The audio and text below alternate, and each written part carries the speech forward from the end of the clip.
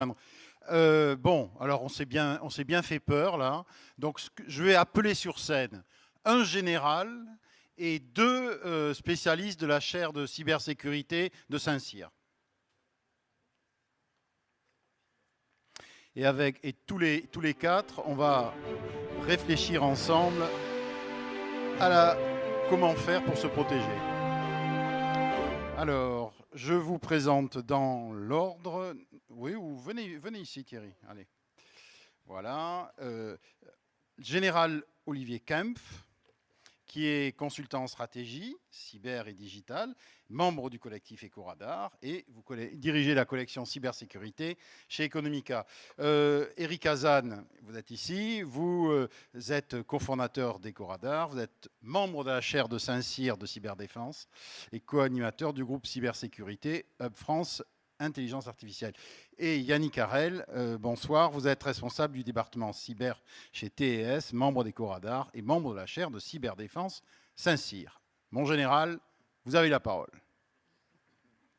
Merci, bonsoir. Alors on a été bien parano sur l'intelligence artificielle, on vient d'être bien parano avec le cyber. Et donc moi je vais vous parler, j'ai essayé de faire la liaison entre les deux, en vous parlant de transformation digitale, d'abord en essayant d'expliquer ce que c'est, de redonner le cadre général, et puis de faire le lien avec le cyber. Suivante.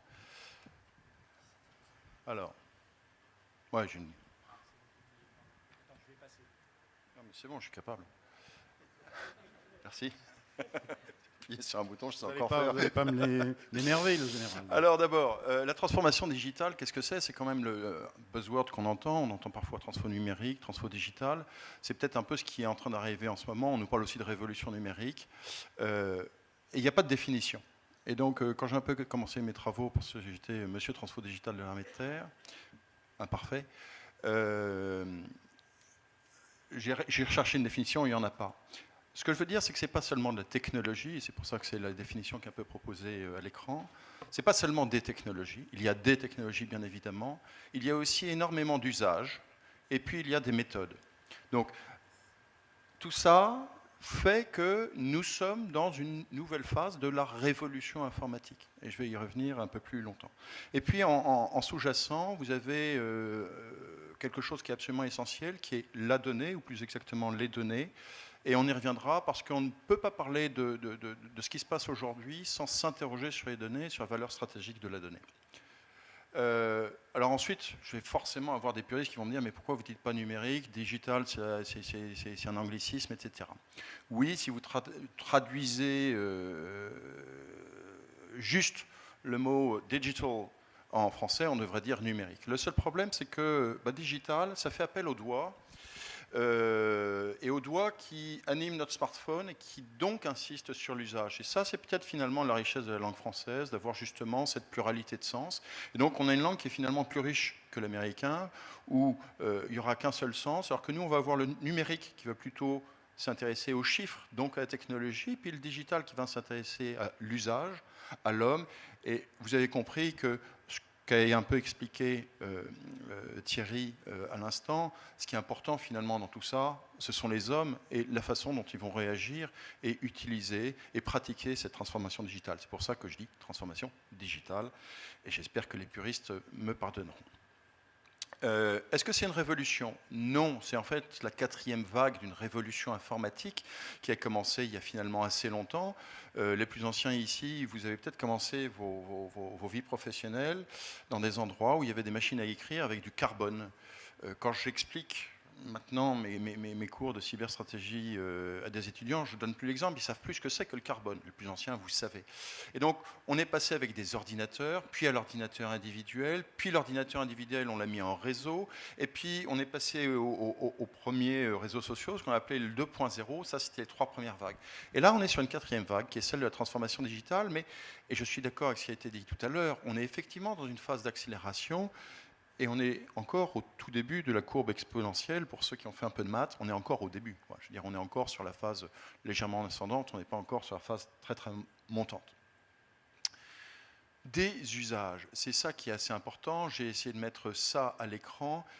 Regardez d'abord comment vous avez évolué depuis 5 ans grâce à vos smartphones. Vous ne vivez plus pareil, quel que soit votre âge, que la façon dont vous viviez il y a 10 ans, 15 ans. Et puis regardez surtout vos enfants, enfin pour ceux qui ont des enfants de plus de 10 ans, mais même maintenant les moins de 10 ans, ils ont un système de référence, de valeurs, de comportement, etc., qui est extrêmement différent de celui dans lequel les plus anciens ici ont pu être élevés, avec des côtés positifs et des côtés négatifs, mais en tout état de cause, ça secoue. C'est-à-dire qu'on s'aperçoit que nous avons des comportements sociaux et collectifs, à partir de nos comportements individuels, qui ont radicalement changé. Et donc, quand on parle finalement de cette transformation digitale, moi, j'essaye d'abord d'insister sur ce facteur humain, ce facteur social, ce facteur collectif, qui est finalement en train de transformer nos interrelations. Et puis, on a des technologies. Et c'est pour ça que je les mets au pluriel et j'ai essayé de les représenter. Vous avez l'info nuagique en haut à gauche, c'est quand même très important. C'est quand même une structure technologique qui est sous-jacente à ce qu'on est en train de vivre. Vous avez le big data, et le big data, c'est là aussi différent de l'intelligence artificielle, ou du moins d'un certain type d'intelligence artificielle. Vous avez ce qui est en train d'arriver, c'est l'Internet des objets. Vous avez des structures API qui permettent finalement d'organiser les dialogues entre des plateformes, entre des applications, etc., etc. Vous avez les intelligences artificielles, parce que j'aime bien dire que c'est une discipline scientifique qui existe depuis 60 ans. L'IA, ça a 60 ans, la conférence de Wharton, c'était 56. Et puis, on a tout un tas de techniques et de sous-disciplines dans l'IA. Donc, tout le monde pense aujourd'hui, l'IA, c'est le deep learning, l'apprentissage machine et puis l'apprentissage profond. Non, non, ça, c'est juste une technique qui est en train de faire un saut depuis 5 ans, effectivement, grâce au flot de données et au processus de calcul, mais il y a aussi d'autres branches de l'IA qui ne sont pas mortes et qui, si ça se trouve, prendront le relais vers de nouveaux développements demain, quand finalement peut-être le machine learning s'essoufflera un peu. J'ai mis la robotique, parce que la conséquence un peu de tout ce qu'on vient de dire jusqu'à présent, donc les IA, le cloud, etc., l'Internet des objets, ça va être la robotique. Et puis après, vous avez aussi la blockchain, vous avez l'impression 3D. Là, à l'étage inférieur, là pour la conférence Novak, il y avait pas mal de choses en 3D. J'ai goûté un bonbon en 3D. Donc maintenant, la 3D, c'est pas seulement du plastique, c'est du métal, et puis ça peut même être de l'alimentaire. Voilà, je veux dire, l'impression 3D, ça va être quelque chose qui va beaucoup changer. Et puis, la réalité augmentée, vous l'avez évoqué, madame, tout à l'heure, docteur, ce sont des choses qui vont effectivement arriver, qui font partie de ces impulsions technologiques. Alors la donnée, c'est le carburant. Et le général que je suis aime à dire qu'il y a une association entre les formes d'énergie et les révolutions stratégiques. On a eu la vapeur, ça a causé toutes les guerres industrielles du 19e siècle. On a eu l'essence, je n'ai pas besoin de vous expliquer l'histoire du couple char-aviation et de la guerre de 39-45. On a eu l'atome avec cette révolution stratégique qui a été la dissuasion nucléaire. Sur cette première moitié du XXIe siècle, on a la donnée et elle va provoquer une révolution stratégique. Elle est en train de provoquer une révolution stratégique et tu y as fait un peu allusion, Thierry. Donc cette histoire de données, elle est importante et quand on dit que c'est une énergie, il faut réellement la comprendre d'un point de vue stratégique. Stratégique militaire, mais aussi stratégie générale, celle d'une société, celle d'un État ou celle d'une communauté d'États. J'essaye d'aller vite. Alors, en quoi ça affecte le cyber? Eh bien, ça affecte le cyber parce que cette transformation digitale fait que vous n'avez plus de limites. Les organisations se définissaient autrefois par leur système d'information ou par leur système d'information qui était finalement limité, puis on se disait qu'on allait pouvoir les protéger avec un phénomène de donjon cyber. Le seul problème, c'est qu'aujourd'hui, tout est extrêmement poreux. Mon smartphone est poreux, les égaux connectés sont poreux, tout est extrêmement poreux, et donc finalement, cette logique de la défense qu'on appelait périmétrique, et puis après on a été dans la défense en profondeur, la défense en réseau, etc., etc., tous ces paradigmes sont en train de sauter justement à cause de ces transformations digitales qui arrivent et qui changent non seulement les systèmes, mais aussi les comportements. Toujours la dualité usage-levier technologique. Donc ça, c'est finalement, nous, les spécialistes de la cybersécurité, ce qui nous inquiète. Il y a l'IA, mais il n'y a pas que l'IA. L'Internet des objets, c'est une profonde inquiétude pour les spécialistes de cybersécurité et de cyberdéfense. Même chose sur la blockchain. Est-ce que c'est bien, est-ce que c'est pas bien? On va voir. Cela étant, et j'essaie d'aller très vite parce qu'il ne faut pas que je dépasse le temps, l'ATD apporte aussi des solutions. Vous avez des gestions de flotte, vous avez ce qu'on appelle du bug bounty, c'est-à-dire de la décentralisation de tests de systèmes de sécurité.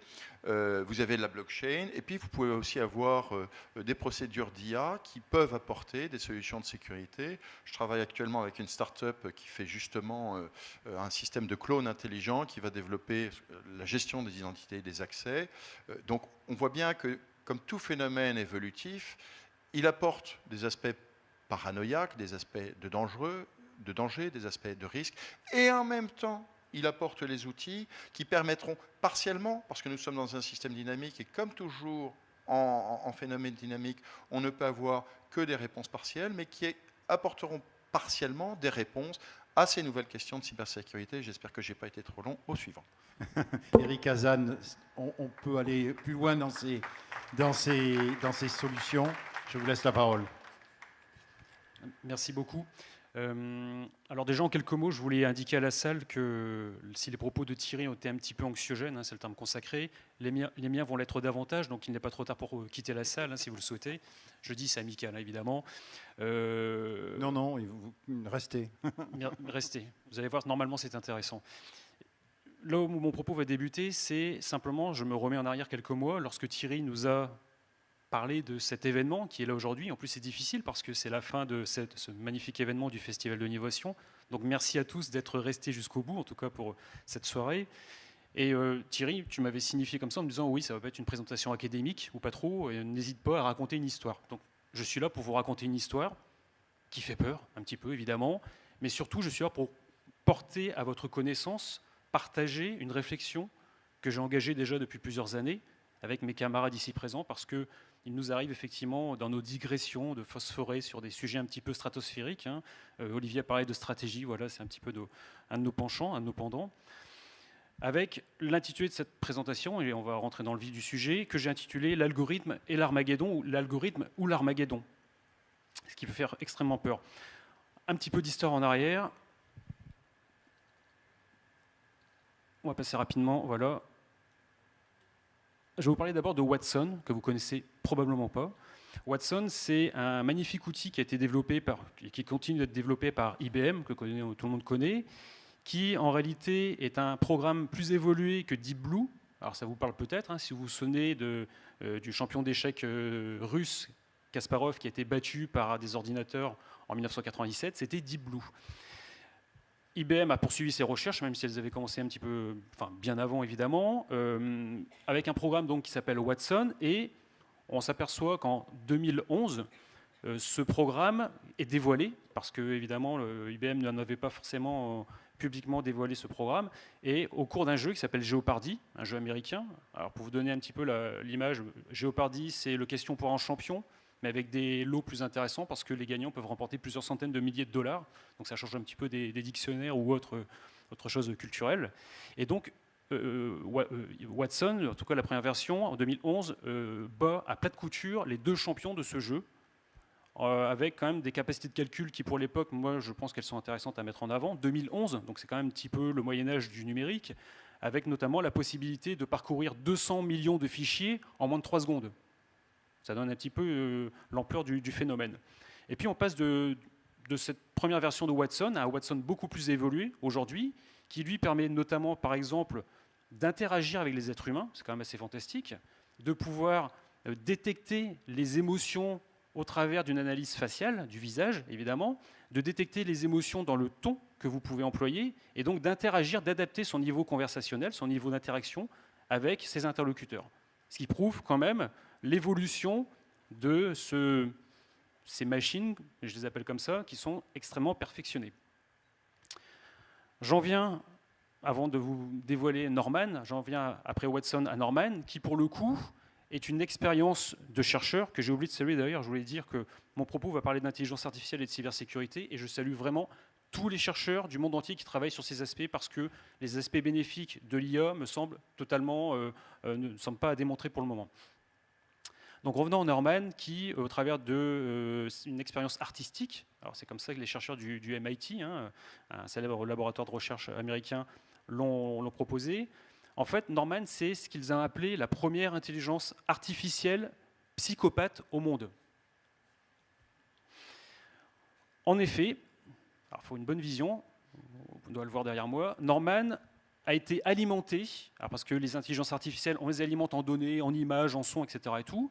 Alors Norman, au lieu d'être alimenté de choses plutôt standards, hein, ce que font les IA classiques, hein, et Thierry ne me démentira pas à ce propos, n'a été alimenté qu'au travers d'une des sections de Reddit. Reddit, c'est un des plus grands forums au monde. Une section très particulière qui est très morbide en réalité, qui va traiter de tout ce qui est mort violente, qu'elle soit accidentelle ou volontaire. Et donc vous imaginez cette intelligence artificielle, évidemment, a ingurgité des millions de données. Et au final, les chercheurs lui ont fait faire un test de Rorschach, vous savez, ce test qui va permettre, au travers de formes, de déterminer une émotion. Voilà, vous allez peut-être voir des choses un petit peu atypiques. Alors, il faut une bonne vision, hein. La première forme, là, celle qui apparaît en noir, une IA classique, y verrait normalement un groupe d'oiseaux sur une branche. Norman, lui, absolument pas. Il a vu simplement un homme en train d'être électrocuté jusqu'à la mort. Ça donne déjà une tonalité. Deuxième exemple, les taches de couleur. Une IA standard le voit comme une personne qui tient un parapluie. Norman, lui, par contre, a vu un homme se faire assassiner devant sa femme en train de crier. Alors, je vous ai dit que ça allait être un petit peu anxiogène, mais c'est là où ce que les chercheurs, c'était cette année, ont pu démontrer qu'en nourrissant avec des jeux de données, même le plateau a eu peur, hein, en nourrissant avec un jeu de données biaisé, parce que toute la question repose sur les biais en réalité, on peut modifier le contexte d'apprentissage et donc d'appréhension d'une intelligence artificielle. J'en viens à ce qui m'intéresse, parce que notamment j'avais commis un article pour un excellent magazine qui s'appelle Défense et Sécurité Internationale, un hors-série que vous pouvez retrouver éventuellement dans les archives, qui date de janvier-février 2016, où le Skynet Terminator, parce que mon propos arrive à ce Skynet Terminator, ou ce qu'on appelle autrement, ou ce qu'on pourrait considérer autrement comme des systèmes automatisés de défense ou de cyberdéfense, où en sommes-nous aujourd'hui? C'est un peu la question. Alors, je fais un petit rebours en arrière également pour vous montrer cette accélération du temps. Pourquoi? Parce qu'en 1993, il y a deux chercheurs de la Rand Corporation, hein, qui est un grand centre de recherche américain, messieurs Arkila et Ronfeld, publient un papier d'une vingtaine de pages qui s'appelle « Cyber War is Coming », donc la cyberguerre arrive, qui passe probablement inaperçu, sauf que ce papier reprend ce que les Américains ont intégré dans leur doctrine depuis les années 60-70, ce qu'on appelle la domination de l'information, information dominance, ça c'est le premier point. En 2000, ce qui n'était pas encore le Homeland Security, la sécurité américaine, commence à développer des programmes, ça s'appelle Einstein, hein, Einstein 2, Einstein 3, des programmes qui ont été accélérés suite aux attentats du 11 septembre, évidemment, puisqu'il y a une manne financière qui s'est déployée dans ce type de programme. Ce sont des programmes de défense, en tout cas de recherche de vulnérabilité au niveau des administrations des agences américaines et de correction automatique. C'est très compliqué, d'ailleurs, ils ont beaucoup de mal à les mettre en œuvre. Donc ça, c'était en 2000, démarrage. En 2009, il y a la création de l'US Cyber Command, hein, dont on a vu une image tout à l'heure, donc le commandement américain de la cyberdéfense. En 2016, à Las Vegas, que Thierry montrait tout à l'heure, on a ce concours remporté par Mayhem, qui est un système qui lui permet de détecter, protéger et contre-attaquer. Alors, quid d'aujourd'hui? La question, elle est là. Moi, je vais simplement soumettre à votre réflexion, parce qu'il me semble qu'il est important d'avoir ces éléments.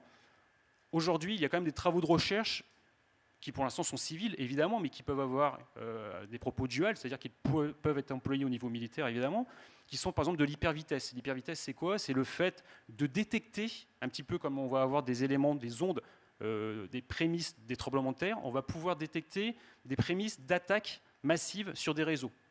Et on va pouvoir permettre de réagir à la milliseconde. Ça, c'est l'hypervitesse.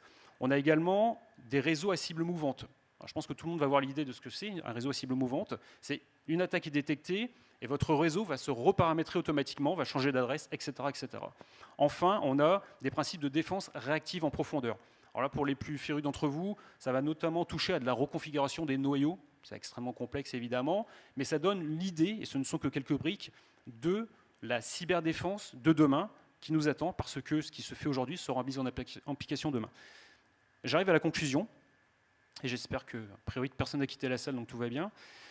Ma conclusion, elle est très simple, c'est pour vous indiquer que ces éléments portés à votre connaissance me semblent importants pour nourrir votre culture, pour nourrir votre information, de manière justement à avoir une information, on va dire, vulgarisée et potentiellement exploitable pour chacun.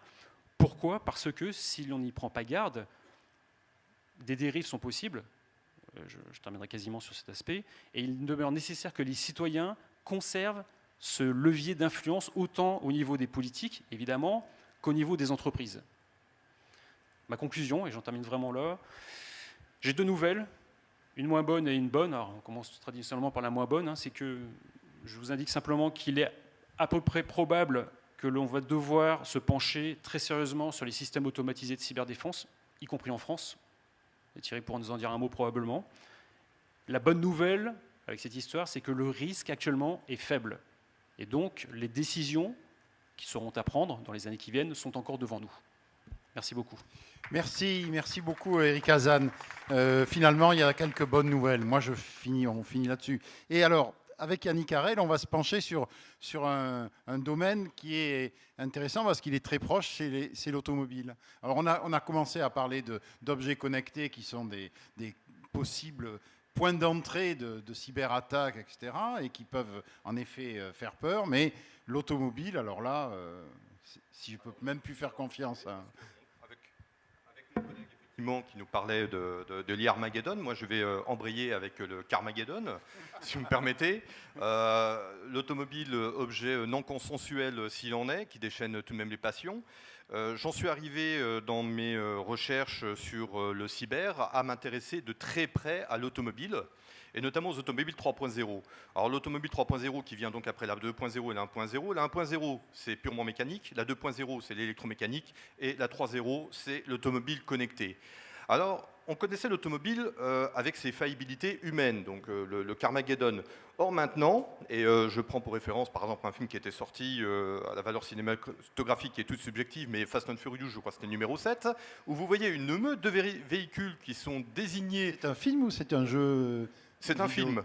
C'est un film. Le Carmageddon, c'est raté. C'est un jeu, et j'espère qu'il en restera juste au stade de jeu de ludiciel. Par contre, c'est un film, effectivement, mais qui repose sur des éléments qui sont tout à fait réels. C'est-à-dire, peut-on prendre à distance le contrôle d'un véhicule? Là, c'était plusieurs véhicules, c'était une meute de véhicules. La réponse, elle est oui. C'est le Dr Miller et Valasek qui ont démontré avec un véhicule de la firme Chrysler qu'il était possible de le prendre à distance, alors en touchant des éléments de confort, donc par exemple augmenter ou supprimer la climatisation, à des éléments beaucoup plus névralgiques qui sont par exemple la pédale d'accélération, le retour de force dans le volant. Alors ceux qui sont amateurs, qui sont férus de simulation automobile savent de quoi il en retourne. Et donc on peut interagir avec ces véhicules. D'ailleurs, celui-ci s'est retrouvé dans un fossé. Précision, cette interaction négative, à des buts scientifiques bien évidemment, s'est déroulée à quasiment 10 miles de là. 10 miles, je crois que ça fait 15 km à peu près. Donc vous voyez, ce n'est pas impossible. Alors de là à en faire... comment dire, toute une réalité prochaine, ça n'est pas interdit. Mais simplement, et c'est là où je vais quand même lénifier un peu le propos anxiogène. C'est-à-dire, je préfère vous offrir une vision un petit peu plus mesurée, parce que je travaille avec des équipementiers, je travaille aussi avec des constructeurs. Donc ça, c'est un manufacturier suisse, donc vous voyez, qui fait des démonstrateurs techniques. Et voilà. Et ça...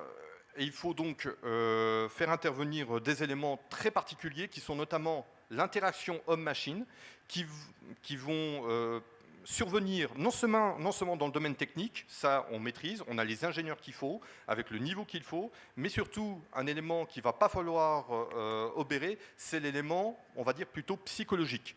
Parce que si vous regardez ici, ça c'est le modèle Rinspeed, je ne sais pas si c'est vraiment visible, mais ce volant, lorsque vous le prenez en charge, se rétracte. Est-ce que vous imaginez, lorsque vous montez dans un véhicule autonome, le conditionnement psychologique qu'il faut avoir lorsque vous voyez le volant se rétracter, au moment où vous pilotez, enfin, où vous arrêtez plutôt de piloter. Voyez. Donc ça aussi, il va y avoir une formation, il va y avoir tout un conditionnement qui va se faire. Ça ne va pas se faire en une seule fois, mais au-delà de cet aspect, on va dire, très sensible, très physique, vous aurez de l'infotainment, de l'infogestion, où vous avez, par exemple, il n'y a plus, dans les véhicules, les automobiles 3.0, il n'y a plus de rétroviseurs latéraux, il y a des capteurs qui permettent d'avoir une vision panoramique sur 360 degrés. Voilà, c'est un des exemples, il y en a tellement, mais je pourrais vous en parler beaucoup plus en détail, je suis intarissable sur le sujet, j'y travaille beaucoup. Il faut savoir que chaque élément maintenant de vos véhicules modernes et à venir sont extrêmement complexes. Par exemple, je discutais il n'y a pas si longtemps sur les airbags. Vous ne vous imaginez pas la complexité du déclenchement et de la suppression de certains effets de l'airbag pour justement qu'ils ne se déclenchent pas de manière intempestive avec les ECU, c'est-à-dire des microprocesseurs intégrés. C'est relativement élaboré. Alors évidemment, il va y avoir cet aspect confort sur nos montres connectées, notamment par Bluetooth, avec... Eric pourrait même en parler, toutes les complications qu'il peut y avoir, notamment, on sait, pour les modèles qui sont inférieurs au 4.2, c'est-à-dire vous pouvez diriger votre véhicule est égaré plus loin, vous l'appelez, il vient se garer tout près de vous, parce qu'il reconnaît que vous avez une montre connectée et il détecte l'espace qui lui est attribué, donc il vient se garer. Il peut payer aussi à distance, c'est ce que le démonstrateur technique effectue. Cependant, tous ces éléments, je vous parle effectivement de l'homme et de la machine, s'inscrivent dans un écosystème qui est beaucoup plus vaste. Et c'est ça, je vous demande surtout de retenir, principalement, c'est qu'il ne va pas falloir penser véhicule autonome. Quand on parle automobile 3.0, on oublie de signaler qu'il y a énormément d'éléments, et donc des investissements, je tiens à le préciser, notamment en termes d'infrastructure, notamment qu'il va falloir aussi équiper les autres véhicules. N'oublions pas, nous allons avoir un effet asymétrique sur les routes, des véhicules autonomes, des véhicules non autonomes. Et pas forcément en électromobilité, d'ailleurs je le précise, l'automobile 3.0 ne se fera peut-être pas forcément du premier coup vers l'électromobilité, ça passera peut-être par une phase d'hybridation, ce que je pense. Vous avez des serveurs, le V2X ou tous les autres éléments, et vous avez, là on rejoint les villes intelligentes, le V2G, c'est-à-dire la smart grid, c'est-à-dire les réseaux électriques intelligents pour mieux gérer notre électricité, la décarbonification, etc. Mais c'est ce que je demande de retenir le propos, c'est que le véhicule autonome doit s'inscrire dans un élément beaucoup plus vaste, un monde beaucoup plus vaste qui est celui en fait, des infrastructures. Alors, pour information, voilà, ça c'est le côté vraiment anxiogène. Alors, les dangers qu'il peut y avoir, les voici résumés. Donc, ça peut passer par les DVD à l'ancienne ou les CD, les puces RFID, le Bluetooth, CAN VAN bus ou même FlexRay si vous voulez. Et je mets un point d'interrogation, mais là nous avons tous les spécialistes sur l'IA, bien évidemment, parce qu'on se retrouve. La bonne nouvelle, tout de même, et c'est pour ça qu'on travaille quand même beaucoup avec, c'est qu'il y a des normes qui existent. Alors je ne vais pas les énumérer, il y a SAE, NIST, ISO et compagnie. Il y a les ingénieurs avec le niveau qu'il faut qui travaillent dessus, et il y a vraiment des têtes bien faites et bien pleines aussi qui sont sur le sujet. Et donc ces véhicules du futur seront tout de même sécurisés avec des éléments de confort et de sécurité passive-active installés. Maintenant, ça réclame tout de même certaines précautions, et je distingue 4 plans sur ces problématiques. La première, c'est la préservation de notre patrimoine informationnel, car ces véhicules du futur, et c'est déjà le cas actuellement, sont des agrégateurs de données. Je vous demande vraiment d'y réfléchir, on pourra développer le cas échéant. Il faut la préservation de nos technologies innovantes. À Bordeaux, ici même, il me semble qu'il y a une société qui s'appelle Saft et qui est l'un des leaders mondiaux en matière de batteries connectées. Et ça, il faut le protéger absolument. On nous parle beaucoup de l'Airbus, des batteries du futur, etc. Voilà, ça c'est un patrimoine à protéger par rapport à nos concurrents américains, asiatiques. La préservation de notre réseau électrique énergétique, ça aussi c'est très important. C'est-à-dire qu'il va falloir vraiment réfléchir à un réseau augmenté, avec notamment des pics de charge et comment on les connecte, à quel moment, à quels endroits, etc. Afin qu'il n'y ait pas de... Le problème, vous savez, c'est pas quand la consommation totale de ce que ces véhicules, de ces électromobiles, quand elles vont arriver sur le marché, vont consommer, c'est le pic de charge, notamment entre 18h et on va dire et 21h. Ça, c'est la grosse problématique. Il y a eu des essais qui ont été faits en Angleterre et malheureusement, ils ne sont pas très probants. Ils sont pas, donc, on est en train de réfléchir dessus. Il y a des solutions, on en parlera peut-être éventuellement. Et très important. La sécurisation de nos lignes d'approvisionnement, notamment en métaux et terres rares, parce qu'actuellement, c'est une guerre commerciale qui est en train de se livrer. J'ai encore lu récemment en République démocratique du Congo, vous allez me dire, ça nous emmène un petit peu loin quand même, des automobiles connectées. Pas du tout, c'est une affaire de cobalt, et ça se retrouve dans des alliages divers, mais aussi dans nos batteries. Des batteries à lithium-ion, etc. Ça sert aussi pour pas mal de choses, les aimants, pour ceux que ça intéresse, etc. Et le cobalt, je crois, le gouvernement vient de passer de 2 à 10% la taxe d'extraction, sachant que les Chinois, les Européens, les Américains se battent justement pour leur extraction là-bas. Donc il y a des sources d'approvisionnement, notamment en terres rares, on sait que c'est surtout la Chine.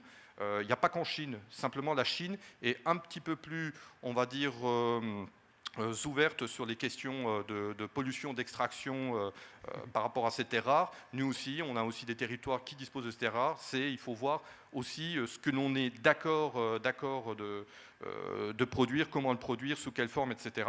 Ça aussi, la question vraiment de la logistique. Alors, les problématiques, elles ne sont pas exhaustives. C'est les principales. Effectivement, l'une, et c'est pour ça que tous les pouvoirs publics doivent, c'est partenariat public-privé, mais c'est quand même l'initiative des pouvoirs publics, c'est le coût de construction, d'entretien et d'amélioration des infrastructures. Et là, par exemple, j'ai relevé quelque chose, c'est qu'on est passé récemment du 90 au 80 km/h.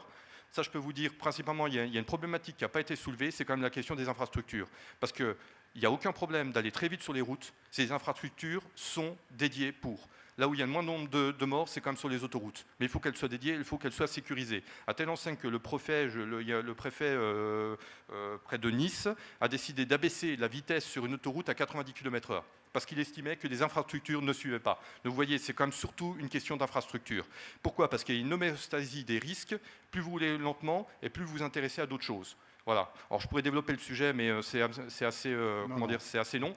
Le maillage des différentes architectures, je passerai rapidement, mais sachez que quand vous réfléchissez automobile et environnement, écosystème, il va falloir mailler ça avec différentes structures, différents codages et autres. Le territoire, il faut penser, alors les villes sont très bien achalandées, par exemple en réseau de charge et autres, mais par contre, et bientôt en intelligence artificielle, on a des centres. Par contre, il va falloir penser ce qu'on appelle la périphérie, les zones rurales, etc. Où il y a aussi des hubs et autres qu'il faut développer, partenariat entre différents secteurs d'activité, et oui, les manufacturiers, les constructeurs, les équipementiers et les géants de l'IT qui deviennent de plus en plus prégnants et qui veulent se lancer dans le marché, Tesla notamment, Apple et autres. Pédagogie, formation des usagers, des employés, des agents publics bien évidemment. Je fais aussi un petit aparté sur la sensibilité électromagnétique. Alors ça aussi, on sait la calculer, donc on fait très attention dans l'automobile. Par exemple, sur vos téléphones aussi, vous regardez le niveau de DAS, on y fait vraiment très attention. J'interviens parce que souvent, elle n'est pas citée. Et puis, voilà, une volonté politique sur une base rationnelle et multifactorielle couplée à une vision prospective. Bon, ça fait un petit peu langage énarchique, mais il n'en reste pas moins, c'est une volonté politique à la base, mais rationnelle, c'est-à-dire pas de dogmatisme. C'est vraiment impératif. Et je le dis, moi je crois, on peut avoir effectivement ce démonstrateur technique sur nos routes, tout à fait fiable, en version autonome, pour que ça soit plus sûr, plus propre et plus rapide. C'est tout à fait possible. Mais il faut prendre en compte que les vulnérabilités existent, mais on a aussi d'un autre côté les normes pour juguler tous ces défis. Et nous avons les têtes qu'il faut. C'est-à-dire nous avons les solutions techniques et nous avons les personnalités humaines, les ressources humaines pour y parer. Voilà, je vous remercie et j'espère vous avoir fait un petit peu moins peur que ce qui était prévu au départ. Bien, merci pour cette présentation. Alors, Thierry Berthier, on a vu tous ces éléments. Moi, je voudrais vous redonner la parole avec une question très simple. Chaque fois qu'il y a des attaques, il y a des malfaisants, il y a des malveillants, et puis il y a des gendarmes. Et puis la technologie, elle essaye de se mettre au niveau des malveillants. C'est une course. Quels sont les atouts des gens qui travaillent sur la cybersécurité dans cette course aujourd'hui? C'est-à-dire, est-ce que les menaces ne vont pas plus vite que vos capacités à travailler sur par exemple, des intelligences artificielles de sécurité ou des choses comme ça? Alors, c'est une question, parce que je vous pose cette question parce qu'on a beaucoup parlé de vitesse. On a l'impression que tout va très très très vite, et donc y compris dans ces éléments-là. Bien sûr, l'accélération, elle se fait partout, en cybersécurité aussi, dans ce qui est cyberdéfense et système de défense aussi. Tout à l'heure, quelqu'un évoquait le trading haute fréquence avec une réduction des délais presque à la nanoseconde. Une minute pour un humain en trading, c'est pas beaucoup. Pour un système d'algo-trader, c'est un mois de travail. Donc en cyber, on s'achemine vers des délais comme ça, notamment sur la réponse à incidents, sur la détection des vulnérabilités. On va aller vers des fréquences qui sont plus hautes, et là, seule la machine est capable de le faire. Alors après, sur la course entre l'attaquant et le défenseur, il est de manière systémique, il est plus difficile de défendre un périmètre que de l'attaquer. L'attaquant, il suffit qu'il trouve un endroit pour y rentrer, et il va y aller en force. Alors que le défenseur, il va falloir qu'il pense la globalité de son système, et donc il va mettre beaucoup plus d'énergie pour défendre son système. Et plus le système sera complexe, plus ce sera difficile de penser à tous les types d'attaques possibles. Donc il y a un avantage systémique à l'attaquant, ça c'est certain. Ce qu'il faut dire aussi, c'est que l'IA fait monter le niveau des attaques aussi. Aujourd'hui, les attaques d'il y a 5-6 ans, elles sont détectées.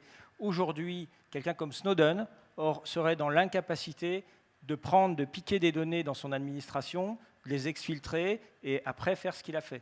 Parce qu'un bon système de supervision réseau avec de l'user behavior analytics derrière détecterait immédiatement que son comportement n'était pas normal pendant les jours juste avant où il a exfiltré ses données. Donc ça, ce serait impossible. L'IA a transformé le type d'attaque et fait monter d'un cran la complexité des attaques à venir. Après, l'attaquant va s'adapter. Tout à l'heure, on a parlé de Google, des GAFA. Google fait un travail extraordinaire en intelligence artificielle, a développé à coups de millions de dollars des plateformes qu'il a immédiatement mis en libre service. C'est-à-dire pour l'attaquant, quel qu'il soit, un petit groupe, je ne parle pas d'un hacker un peu en sandales, chevelu dans son garage, ça ne marche plus trop aujourd'hui. Il y en a encore, ça? Difficile. Bon. Non, là, c'est pour les films de M6. Hein. D'accord. Là, il faut aller un peu plus loin. Aujourd'hui, ce sont des groupes quand même plus structurés, avec des gens qui sont ingénieurs et autres. Et donc, eux, ils vont tirer parti aussi de ces plateformes en open source et tirer parti de malwares très sophistiqués qui sont disponibles sur Internet. Donc, à la fois la défense et l'attaque augmentent en niveau, et il y a une course qui se crée. Alors, Général Olivier Kempf, là, on a parlé de cyberdéfense, mais j'aimerais bien qu'on revienne sur le périmètre de la cyberdéfense. C'est-à-dire que, est-ce que c'est quelque chose de national? Est-ce que c'est forcément quelque chose de national? Ou est-ce que c'est... on a vu tout à l'heure la présentation du JEDI. Est-ce que ça peut être européen? Est-ce que c'est... À quel niveau ça se passe? Alors, je crois qu'il faut distinguer la cybersécurité et la cyberdéfense. La cybersécurité appartient à la cyberdéfense au niveau étatique, mais la cybersécurité est quelque chose qui est normalement propre à toute organisation ou tout individu qui a des systèmes d'information et qui doit donc organiser l'hygiène de ces systèmes d'information. Voilà. De la même façon qu'on se vaccine, qu'on va chez le docteur, qu'on prend des vitamines, etc. Nous tous, nous individus citoyens, ou nous petites entreprises, ou nous grosses organisations, on doit organiser une cybersécurité. Et puis après, vous avez quelque chose qui est du domaine supérieur, c'est bien pour ça que nous distinguons cyberdéfense et cybersécurité, même si les grosses entreprises peuvent avoir des petites couches de cyberdéfense, c'est-à-dire de cybersécurité beaucoup plus actives. Quand vous arrivez sur ce qu'on appelle le renseignement, dans le cyber ou du cyber, voire l'offensive, ça c'est réellement une prérogative étatique. Je dis pour l'instant étatique, on va voir le problème des alliances. Pourquoi? Parce que le cyber finalement appartient au cœur de souveraineté. La souveraineté, c'est quoi aujourd'hui? C'est la capacité à conserver des secrets. C'est ça la souveraineté. Et donc, le cyber est arrivé aujourd'hui dans ce champ très réduit des attributs de l'État. Vous avez la dissuasion nucléaire en France, vous avez les forces armées bien sûr, mais la dissuasion nucléaire, les forces armées, les opérations de renseignement de forces spéciales, et maintenant le cyber. Et à partir du moment où vous avez un domaine qui est du cœur de souveraineté, vous êtes dans une logique d'alliance, mais où vous n'allez pas tout partager. Vous ne pouvez pas fusionner. Voilà. On ne peut pas fusionner. On peut échanger, on peut collaborer sur quelques segments, on peut faire des choses, mais on ne peut pas fusionner. Et c'est pour ça que le niveau, il reste à celui de la puissance étatique. Et c'est là où vous voyez que vous Même avez... au niveau de l'OTAN, je vous interromps. Même au niveau de l'OTAN, parce qu'une alliance, finalement, s'aligne sur son maillon le plus faible. Et j'allais sur ce point-là, c'est-à-dire que vous avez des pays qui prennent les choses au sérieux et des pays qui négligent. Et voilà. Et donc, quand vous êtes aligné sur le niveau le plus bas, vous n'allez pas mettre ce qui est le plus cher à vos yeux, vous n'allez pas le partager avec quelqu'un qui risque de le faire fuiter par négligence, parce que c'est ça. Donc oui, la cyberdéfense, c'est quelque chose qui appartient à l'État et par construction, substantiellement. Et Eric Hazan, votre présentation tout à l'heure était assez spectaculaire. On a l'impression qu'il y a... Mais justement, c'était la même chose. Moi, je n'arrivais pas à bien saisir si c'était du domaine de bataille d'entreprise à entreprise ou d'individu à individu ou de réseau à réseau. À quel niveau ce que vous décriviez, à quel niveau se situe l'enjeu? Alors, mon propos est resté très général et très prospectif. Mon propos, c'était plutôt le fait de se projeter dans les années qui vont venir. J'allais dire les mois, non, dans les années qui viennent. Après, en parlant des attaquants ou des adversaires qui sont très nombreux, on va pouvoir distinguer plusieurs catégories, effectivement. Alors, je vais être très schématique. Il y a évidemment une compétition économique qui n'aura échappé à personne. Il y a une facilité, en tout cas des facilités qui sont offertes par le fait que la valeur ou la création de valeur, comme on l'appelle, est de plus en plus dématérialisée, c'est-à-dire elle est confiée à des systèmes numériques, pour faire très simple. Et ces systèmes numériques, on l'a vu au travers de nos interventions, sont extrêmement vulnérables. Et qui dit vulnérable, dit peuvent être pénétrés, ce qui est le cas, compromis.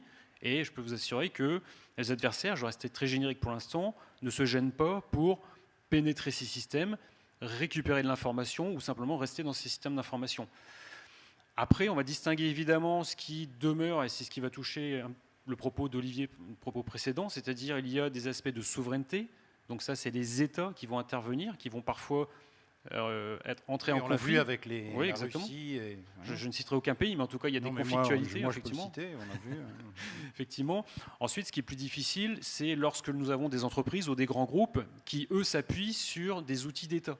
Alors, je ne vais pas citer un pays, mais j'espère que tout le monde a en tête un pays en particulier qui, lui, est doté d'une toute une panoplie d'outils, d'agences au pluriel, ainsi que d'un droit très particulier qui lui permet d'être extraterritorial, c'est-à-dire qu'il a un droit qui lui permet d'être international, etc. C'est-à-dire, voilà, on est aujourd'hui dans cette compétition et les enjeux qui sont numériques, on parle beaucoup de sécurité numérique, on les relie de plus en plus à la sécurité économique, parce que l'influence, les impacts sont de plus en plus prégnants et touchent, ce qu'a dit Thierry tout à l'heure, de plus en plus les emplois si l'on ne prend pas garde. Et j'aimerais terminer mon propos par un constat qui est fait par beaucoup d'entre nous, les professionnels, un propos qui demeure relativement inquiétant, mais je pense qu'on peut le corriger, c'est de s'apercevoir, et c'est pour ça qu'une intervention comme ce soir, elle est extrêmement positive, bénéfique, c'est de s'apercevoir le déficit dans la culture de nos concitoyens, de vous, j'allais dire de nous, mais plutôt de vous, en matière de défense et de sécurité. Alors malheureusement, les attentats de 2015 ont fait rehausser le niveau, la prise de conscience, la vigilance. Voilà, c'est un état de fait. En ce qui concerne ces aspects beaucoup plus immatériels, beaucoup plus un petit peu comme ça, qui nous échappent, il y a une totale naïveté des citoyens, mais également des décideurs et des décideurs économiques. Bon, c'est en train de changer. Voilà, donc le message passe, c'est très bien que vous soyez là, soyez attentifs et emparez-vous de ce sujet parce qu'il y va de notre, j'allais dire, survie, mais c'est quasiment de ça dont il s'agit. Il y va de la survie économique autant de la France que de l'Europe. Olivier Oui, Kempf. à l'appui de ce que dit Eric, les attentats de Charlie de 2015 ont rendu visible la question terroriste. Comprenez que nous sommes en conflictualité constante, permanente, sur l'ensemble des segments de notre société. Je veux dire, voilà, on est en conflit. Le seul problème avec le cyber, c'est que ça ne se voit pas. C'est que ça ne se voit pas. Peu. Et l'évolution des attaques que l'on voit, c'est que les agresseurs ont monté leur niveau et savent qu'ils doivent être de plus en plus discrets et laisser le moins de traces possible. Mais, enfin, non, bref, je suis un peu exogène là. Oui, là, vous finissez, parce que c'était...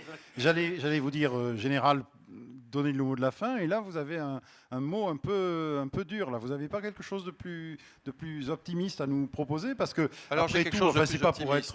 c'est pas pour être forcément... Alors, j'ai quelque chose de plus optimiste. Depuis tout à l'heure, à propos de l'IA, du transhumanisme, etc., on a vraiment l'impression que nous, en Europe, et nous, en France, on était des branquignoles. En cyber, on n'est pas des branquignoles, on est clairement en première division.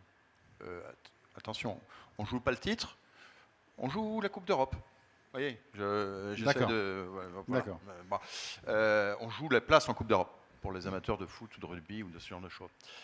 Donc, premier message d'optimiste. Deuxième message, oui, il y a une vraie conflictualité. Troisième message, ça c'est une idée que j'ai lancée, on va mettre en place un service national universel. Eh bien, profitons de ce mois où tous nos jeunes, justement, qui ont cette transformation digitale, qui sont réellement dans ce bain-là. Voilà, pour avoir 4 jours de sensibilisation au cyber, ça serait peut-être pas mal pour que, justement, on diffuse de la culture. Et puis après, on est dans un monde qui bouge et qui doit s'adapter. Et contrairement à ce que tu... Voilà, je veux dire, sur l'asymétrie de la défense et la faiblesse de la défense a quand même un avantage, c'est qu'elle connaît parfaitement son système, alors que l'agresseur, il arrive quand même à l'aveugle. Et la défense, elle a la maîtrise à l'intérieur, et donc elle peut réagir beaucoup plus vite finalement que l'agresseur, ce qui rétablit l'équilibre et ce qui donne justement une chance à la défense. Voilà. Merci.